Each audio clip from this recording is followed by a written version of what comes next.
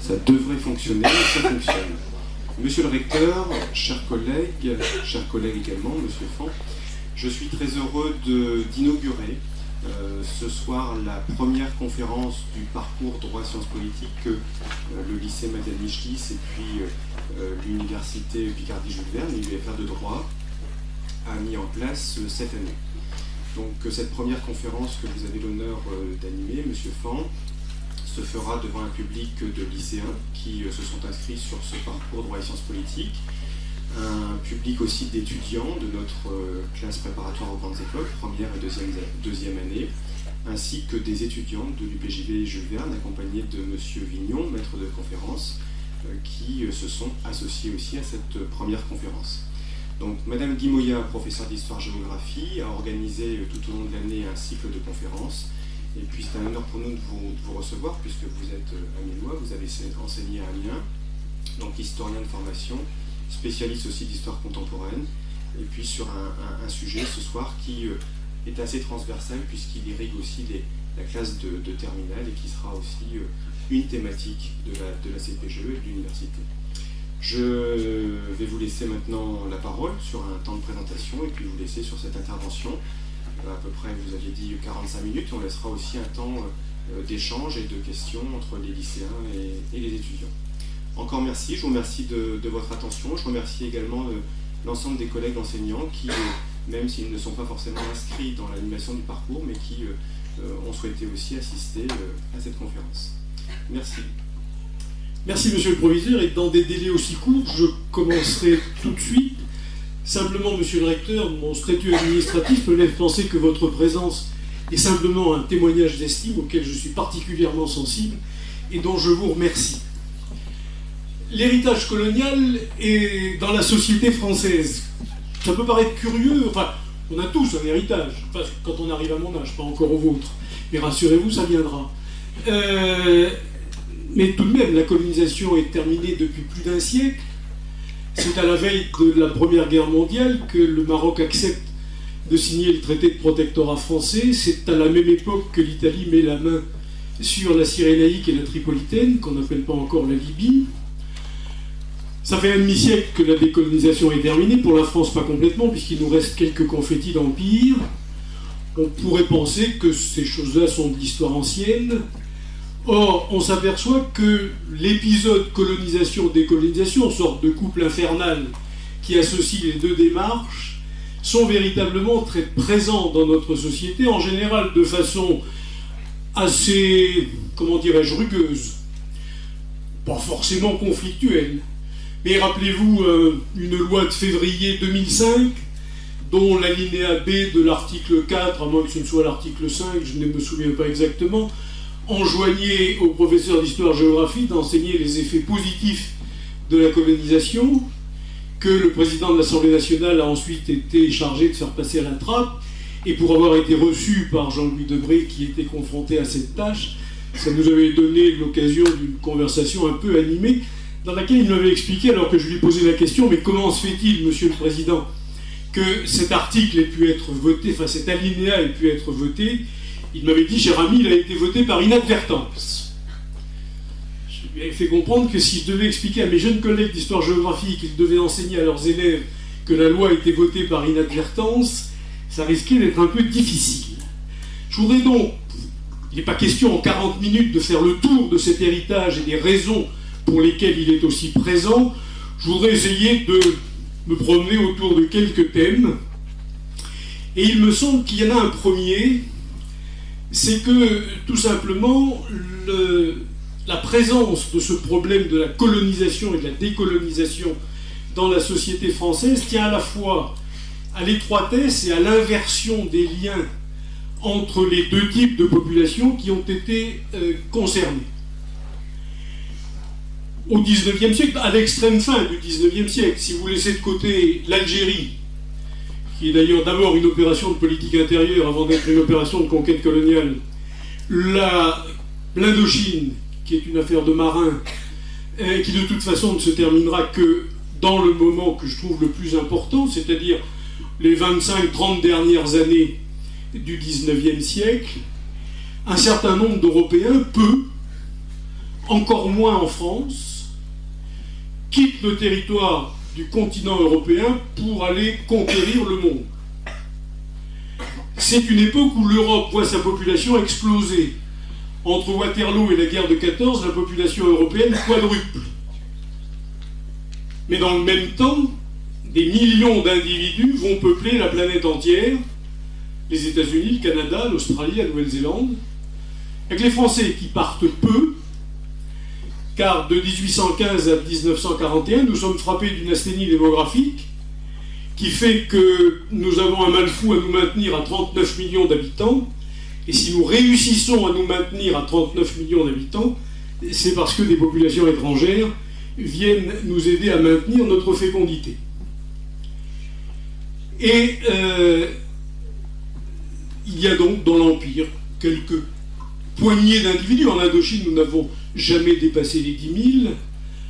En Afrique, nous étions à peine 40 000. J'y reviendrai tout à l'heure à travers un autre point.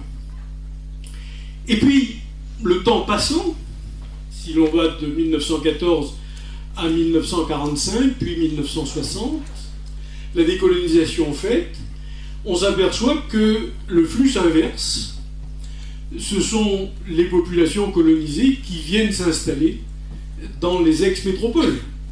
Allez vous promener dans la banlieue de Calais et vous verrez tous les ex-colonisés de l'Empire britannique qui essayent de franchir le Channel pour pouvoir aller s'installer dans le Royaume-Uni de Grande-Bretagne et d'Irlande du Nord.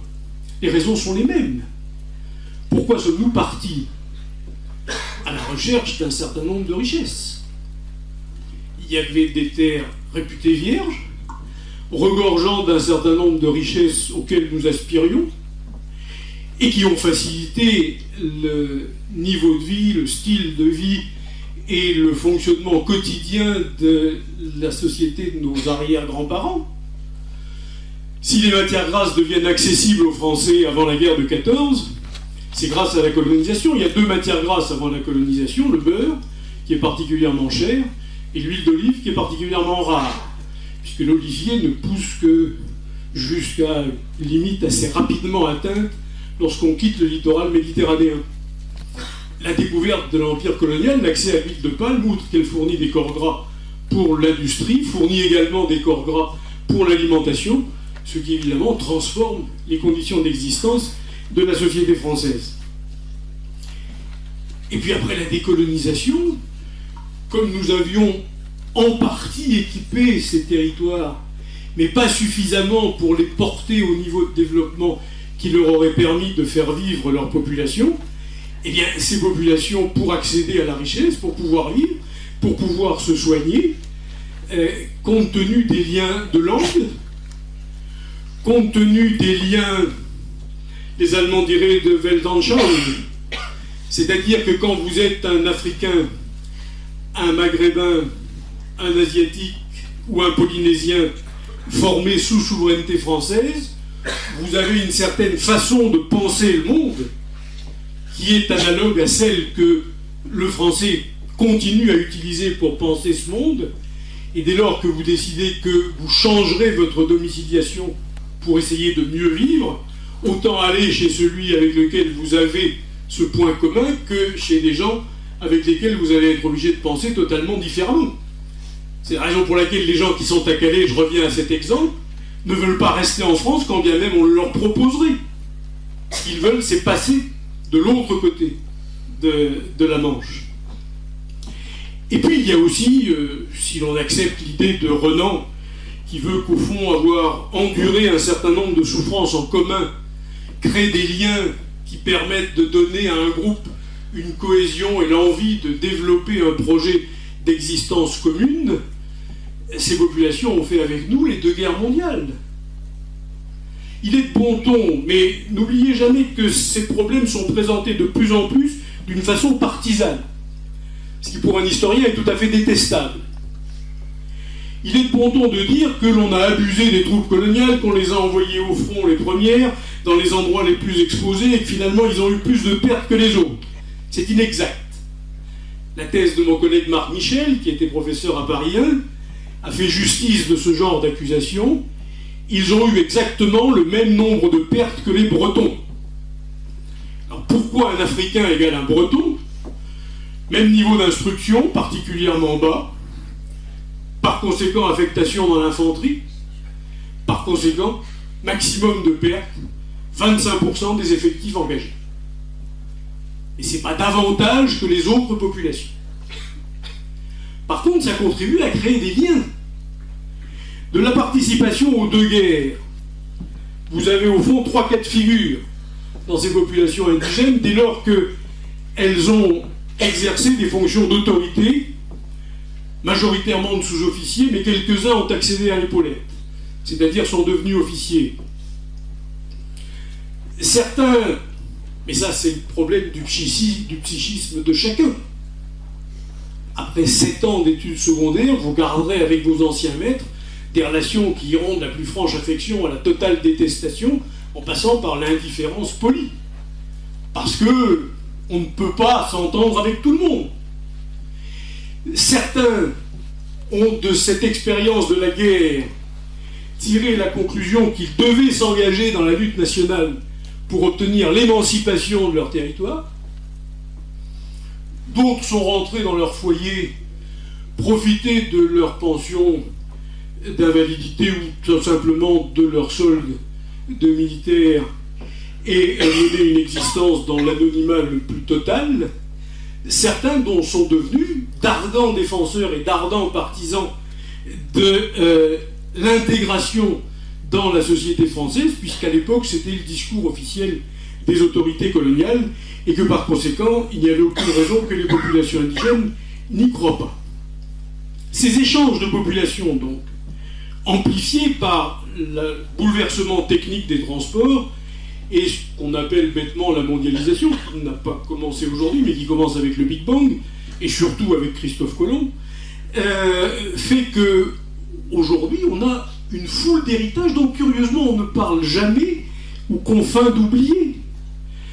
Je suis persuadé que parmi vous, il y en a pas mal qui ont déjà fêté leur anniversaire autour d'un méchoui, qui, sauf erreur de ma part, n'est pas une tradition cantalienne, et par conséquent est un emprunt au passé colonial. Le taboulé a subi toute une série de transformations, mais reste un élément important des tables françaises, et je pourrais comme ça vous bâtir un menu uniquement à partir des héritages coloniaux. Peut-être que compte tenu de votre âge, vous êtes tout aussi sensible aux métissages musicaux. Pensez à tout ce que nous devons à l'empire colonial, à la période de la colonisation, dans les musiques que nous écoutons avec une fréquence plus ou moins importante. Rokia Traoré est-elle une chanteuse malienne ou une chanteuse amiénoise? Quel est son apport à la chanson française? Je laisserai les spécialistes en trancher. Je me sens sur ce domaine totalement incompétent, mais il ne faut pas l'oublier. Pensez à notre paysage religieux. L'islam est devenu la deuxième religion de la France. La mosquée fait partie des paysages urbains. Elle s'y installe avec plus ou moins de difficultés. Ça dépend de la plus ou moins grande bonne volonté que mettent les édiles locaux, mais elles sont installées.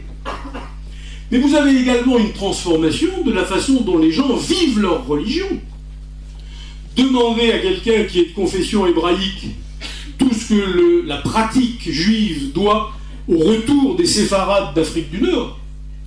Majoritairement, le judaïsme français était ashkénaze, en grande phase de sécularisation et pratiquement en train de glisser vers un abandon de la pratique. L'indépendance de l'Algérie, le retour de la communauté juive d'Afrique du Nord a profondément bouleversé la pratique du judaïsme en France et fait que par conséquent, les choses en ont été assez largement modifiées. Oui, mais vous allez me dire, là on aborde des sujets très conflictuels dans l'héritage, c'est ce qui passe le moins bien, il paraît qu'on n'intègre pas ces populations. Oui, alors tout simplement ça tient à un travers des journalistes que je ne critiquerai pas, c'est leur boulot. S'ils devaient faire l'inverse, d'abord ils n'auraient pas assez de papier. Un journaliste ne s'intéresse qu'aux trains qui arrivent en retard. Il préfère d'ailleurs ceux qui n'arrivent pas. Si vous donnez à un journaliste la possibilité de faire un papier entre un train qui a déraillé, un train qui arrive avec 1 heure de retard et un train qui arrive à l'heure, il prend le premier. Parce que ça, Coco, ça va être excellent, on va vendre du papier, tu me fais une photo, quelque chose de bien saignant. Hein, le train déraille, il y a 25 morts, il tient pendant 15 jours. Et donc l'intégration, c'est la même chose. Mais regardez les annuaires, regardez les listes de médecins que tiennent les conseils ordinaux départementaux.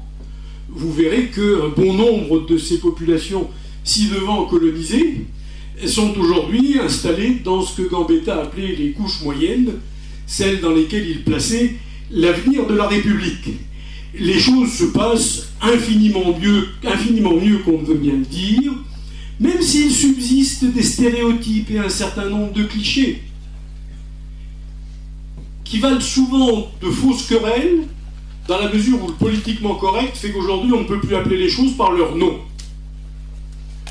Pour moi, quelqu'un qui a les deux jambes coupées, c'est un cul-de-jatte. Et ça n'a rien d'injurieux. Ne pas savoir lire et écrire au point de ne pas être capable de comprendre le code de la route et ne pas avoir obtenu son permis de conduire, c'est être illettré et frappé d'illettrisme.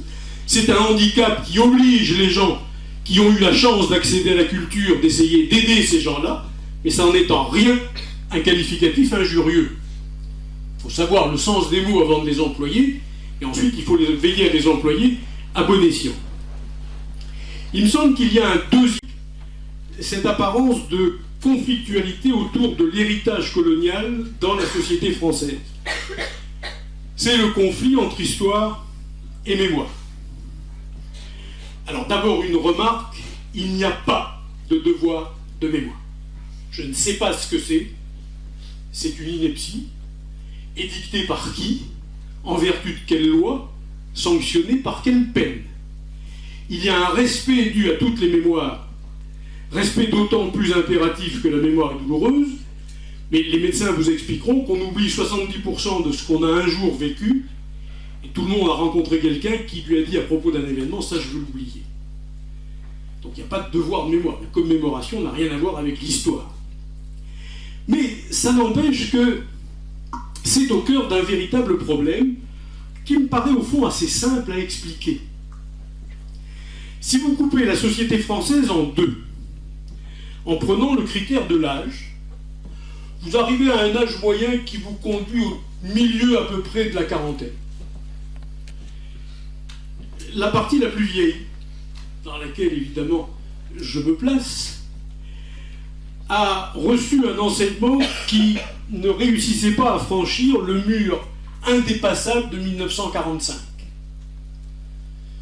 Comme élève, pour moi, l'histoire qu'on m'a enseignée s'arrêtait en 1945. Comme jeune professeur, j'ai enseigné une histoire qui s'arrêtait en 1945. J'étais déjà passé en classe préparatoire à Tuillier lorsqu'en 1983, les élèves de terminale ont enfin, pour la première fois, pu avoir un enseignement de l'histoire qui allait jusqu'à nos jours. Ce qui explique que, comme militant associatif, j'ai toujours été très soucieux de veiller à conserver ce libellé jusqu'à nos jours, car le jour où on remettra une date, elle risque fort d'être une date qu'il sera ensuite extrêmement difficile de faire déplacer. Mais en plus, il n'y a pas d'histoire coloniale à cette époque. Qui enseigne l'histoire ?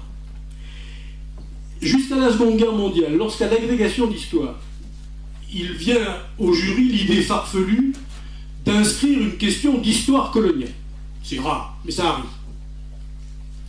Le cours n'est pas fait par un universitaire. La Sorbonne se contente de fournir une salle ou un amphithéâtre dans lequel vient expliquer ce qu'il faut retenir de la colonisation française un membre, soit de la société de l'Asie française, soit de la société de l'Afrique française. Bref, pour parler le vocabulaire des journalistes, pour employer le vocabulaire des journalistes d'aujourd'hui, un membre d'un des lobbies coloniaux qui vient expliquer, ou alors on envoie un haut fonctionnaire colonial, un administrateur. Si vous cherchez avant 1950 un ouvrage sur le Cameroun, vous tomberez inévitablement toujours sur la référence bibliographique Robert Cornevin. Homme éminemment respectable. Sa fille était une de mes collègues d'anglais lorsque j'ai commencé à enseigner. Le cher homme était tout à fait charmant. Mais il était gouverneur du Cameroun. Je ne nie pas à un gouverneur du Cameroun de pas pouvoir écrire des choses sur ce qu'est le Cameroun. Et certainement pas d'en faire l'histoire. Car s'il commence à porter un regard critique sur un certain nombre de pratiques de sa métropole, il risque fort d'être rapatrié sanitaire en France, si vous voyez ce que je veux dire. Or, je vous rappelle qu'à l'époque, la solde d'un administrateur colonial est multipliée par 3 quand il est en poste. Tout à fait légalement. Donc, il ne vole rien.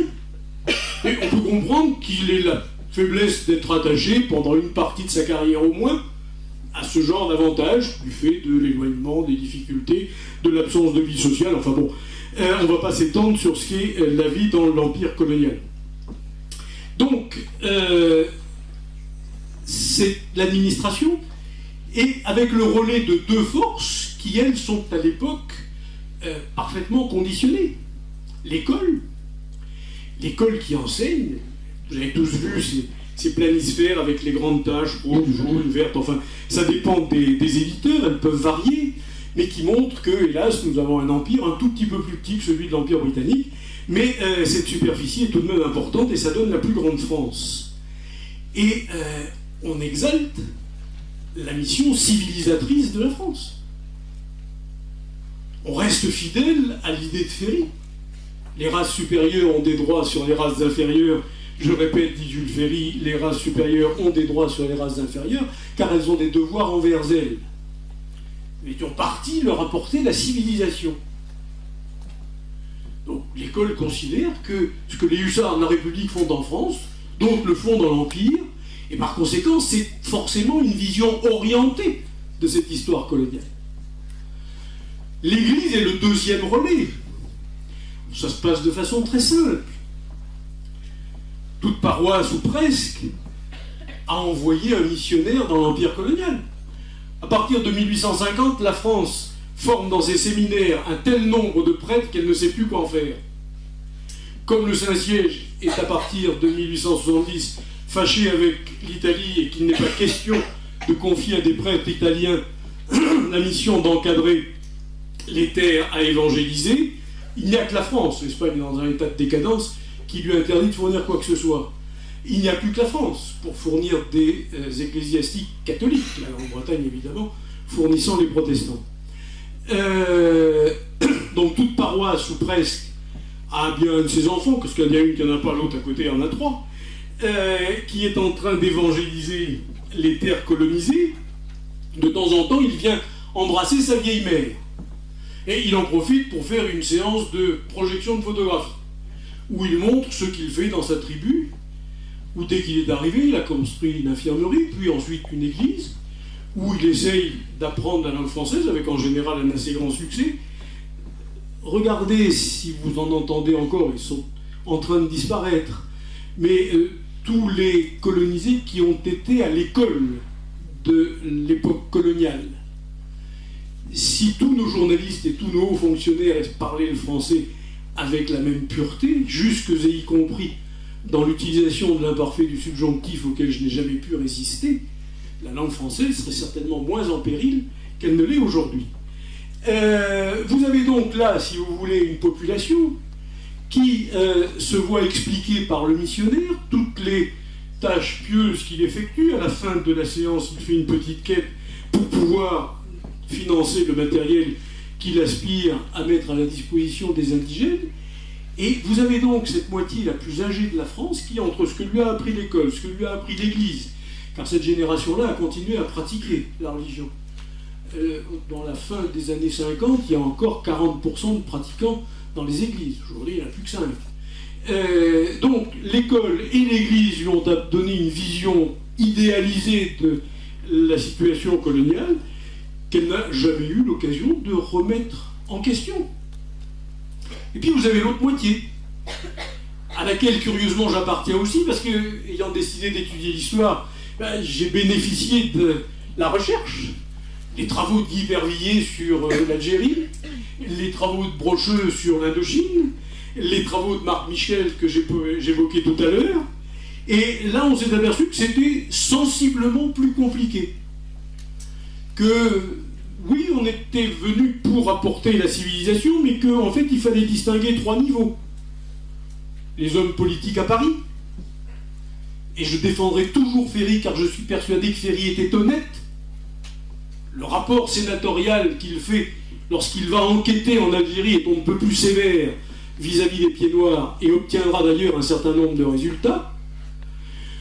Et quand vous déclarez une intention Palais Bourbon, ce qu'elle devient au fin fond de l'Empire colonial 15 ans plus tard, le terme de marge est insuffisant pour expliquer la différence. Et puis, qui va appliquer ces grandes intentions proclamées au Palais Bourbon? Les gens qui sont présents sur le terrain. Les administrateurs coloniaux font correctement leur travail. Mais, je vous ai expliqué tout à l'heure l'essentiel des intérêts qu'ils ont, ils restent quand même dans une vision qui est conforme aux ordres qu'ils reçoivent. Les militaires, tant que ça se passe bien, ont d'excellents rapports avec les indigènes, comme les missionnaires. Puis il y a le colonna. Le gros colonna, qui est venu pour gagner de l'argent, mais qui n'est pas celui qui est le plus à l'origine des situations conflictuelles avec l'indigène. Celui qui est redoutable, c'est le petit blanc. C'est-à-dire le pauvre type. Le gars qui a quitté l'Europe, le cœur déchiré. En 1942, puisque j'ai eu la chance de vivre quelques années sur un de ces confettis de l'Empire, le trajet Marseille-Nouméa, c'est 47 jours de navigation maritime. Je dis bien 47 jours. C'est pas rien. Partez vraiment à l'aventure. Qui arrive aux colonies, qui s'aperçoit que ce qu'il a rêvé ne se produit pas, que finalement il a moins que ce qu'il avait en France, qu'il n'a même plus les moyens de revenir en France, et qui n'a plus pour le distinguer de l'indigène que les droits civiques et politiques que lui donne son statut de français. Si vous comptez sur cette population-là, qui est hélas la population majoritaire, pour avoir d'excellentes relations avec les populations indigènes, ça risque d'être un petit peu difficile. Or, on n'a jamais dit à ces gens de surcroît que la colonisation était un phénomène temporaire. C'est une démarche d'impérialisme essentiellement économique et stratégique pour la marine de guerre, mais qui est temporaire. Il y a des gens qui l'ont pourtant très clairement perçu, lucidement perçu, qui ont su l'anticiper, comme on dit aujourd'hui, et qui n'ont pas hésité à le dire. C'est le maréchal Lyautey. Lyautey dit expressément aux gens qui l'entourent, attention, nous sommes au Maroc, mais nous n'y sommes pas ad vitam aeternam. Un jour le Maroc, ayant tiré les enseignements que nous sommes venus lui dispenser, reprendra son indépendance et volera de ses propres ailes. Et il ne cesse de conseiller aux gens qui l'entourent la plus grande prudence dans les investissements qu'ils réalisent. Un jour ou l'autre, vous risquez de devoir y renoncer. Si on avait expliqué ça aux populations étrangères, ensuite devenues françaises, qui ont colonisé l'Algérie, que nous n'étions pas capables de coloniser puisque nous n'étions pas assez nombreux, nous nous aurions probablement épargné un certain nombre de choses. Les pieds noirs vivent un véritable drame. Il est vrai qu'ils en sont assez largement les auteurs. La politique qu'ils ont entendu conduire, parce qu'ils sont majoritairement constitués de petits blancs, c'est-à-dire de ces gens qui, au fond, n'ont rien gagné dans l'opération coloniale et qui, par conséquent, sont encore plus âpres au gain que les autres. Et donc, le choc de ces deux visions de la colonisation me paraît expliquer assez largement l'alinéa de l'article 4 de la loi de février 2005 et la raison pour laquelle il y a une espèce d'impossibilité de dialogue entre deux fractions de la société française. Les plus vieux en restent à la vision idéalisée du lavis. Les autres tiennent compte d'une histoire qui a été profondément renouvelée, chacun des deux ayant le sentiment que les vieux vraiment sont indécrottables et continuent à croire à des mythes. Aux jeunes, on n'apprend plus rien, ou alors on leur apprend des âneries.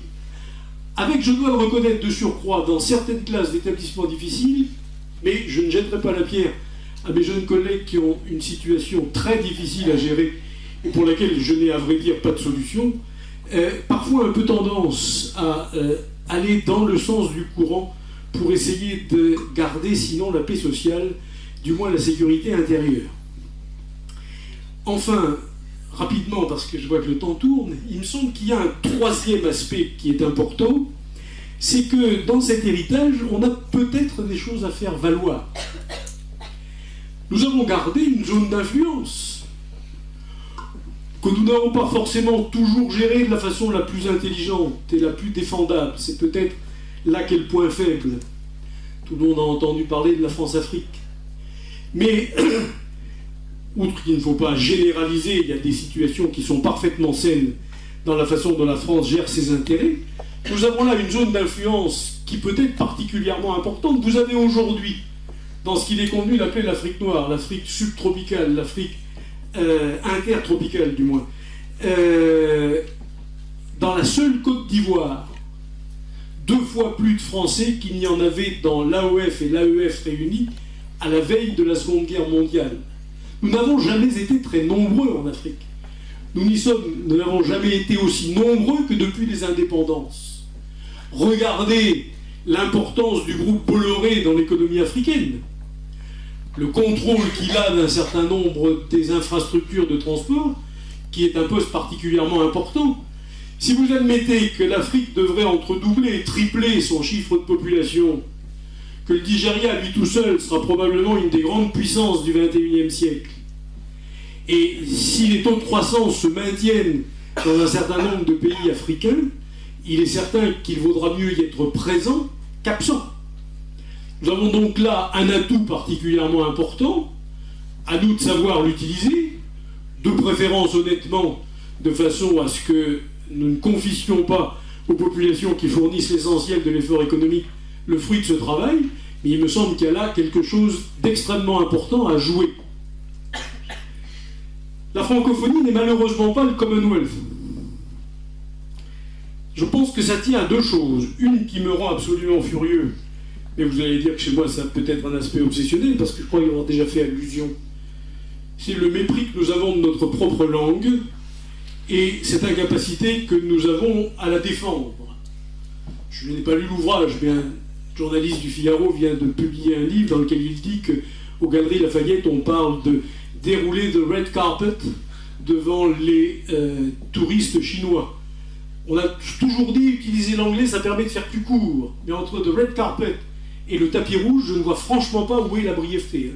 Si vous pouvez me l'expliquer, ça me rendra service. Donc, mais peut-être qu'un jour, nous déciderons de reparler français. Et imaginez, je vous rappelle que la francophonie sont des États africains, dont Léopold Sédar Senghor, celui qu'on cite toujours, parce que c'est l'exception, la grande réussite de la colonisation française. Et puis, curieusement, la francophonie n'est pas le Commonwealth, parce que nous avons eu une colonisation moins brutale que les Britanniques. On semble parfois avoir honte de dire ce qui fait notre honneur. Nous n'avons pas été uniquement des enfants de cœur dans la conquête coloniale, nous avons été infiniment moins brutaux que les Britanniques. Je serais incapable de vous citer un exemple colonial dans lequel nous avons exterminé la population. Je peux vous donner plusieurs exemples pour les Anglais. À la place, ils y ont mis des British. Et ça me paraît à ce moment-là assez logique qu'on parle l'anglais. Alors que là où nous avons conservé les populations que nous avions colonisées, et où elles sont restées majoritaires, les langues vernaculaires aient fini progressivement par marginaliser relativement le français. Donc il me semble qu'il y a là une piste particulièrement importante. Enfin, je pense qu'il y a un dernier point qu'il faut bien voir, c'est que si la France jacobine ayant colonisé a construit des territoires administratifs devenus aujourd'hui des territoires politiques sur son modèle jacobin, nous avons eu à un moment la tentation, elle semble être en retrait, mais elle peut revenir. Et je parle sous le contrôle du juriste que vous êtes, monsieur le recteur. J'ai le sentiment à certains moments, quand je regarde un peu cette traîne de décolonisation, qu'on cherche à s'inspirer des modèles d'organisation administrative et territoriale de l'empire colonial pour essayer de régler des problèmes métropolitains. Il ne vous a pas échappé dans les années 80, dans ces quelques confettis d'empire qui nous restent, qu'il y a eu des événements un peu tragiques en Nouvelle-Calédonie, que je dis un peu tragiques parce qu'à côté d'autres, Et il n'y a eu qu'une demi-douzaine de morts, donc ça n'a pas pris l'ampleur que ça a pu prendre dans d'autres circonstances, mais c'est déjà une demi-douzaine de morts de trop. Et on s'est posé la question de savoir comment essayer d'organiser les choses, dans la mesure où foncièrement ces populations ne souhaitent plus leur indépendance, mais ce serait trop long de rentrer dans ce sujet. Et si vous regardez bien, c'est l'équipe que Michel Rocard avait mise au travail pour élaborer le nouveau statut de la Nouvelle-Calédonie après les accords Matignon, que Lionel Jospin charge de réfléchir à l'organisation que l'on pourrait accorder à la Corse pour permettre enfin à ces Méditerranéens d'avoir à la fois leur place dans la République tout en se sentant particulièrement en famille. Je trouve qu'il y a là une ironie de l'histoire qui veut qu'après avoir projeté nos modèles d'organisation administrative, nous allions en quelque sorte les reprendre en les passant certes à la moulinette. Il ne s'agit pas d'une retransposition intégrale. Voilà quelques pistes. J'espère davantage avoir piqué votre curiosité et vous avoir poussé à développer votre propre réflexion. Vous arrivez à un stade de vos études où il va falloir penser par vous-même et non plus répéter par psittacisme automatique ce que vous avez appris en cours, car, vous l'avez parfaitement compris, je pense, mais vous le saviez probablement déjà, c'est un sujet beaucoup trop vaste pour pouvoir prétendre en faire seulement un rapide inventaire en 40 minutes. En tout état de cause, je vous remercie de votre attention, et s'il y a des choses que vous souhaitez approfondir ou sur lesquelles vous n'êtes pas d'accord, je suis tout disposé à répondre à vos questions.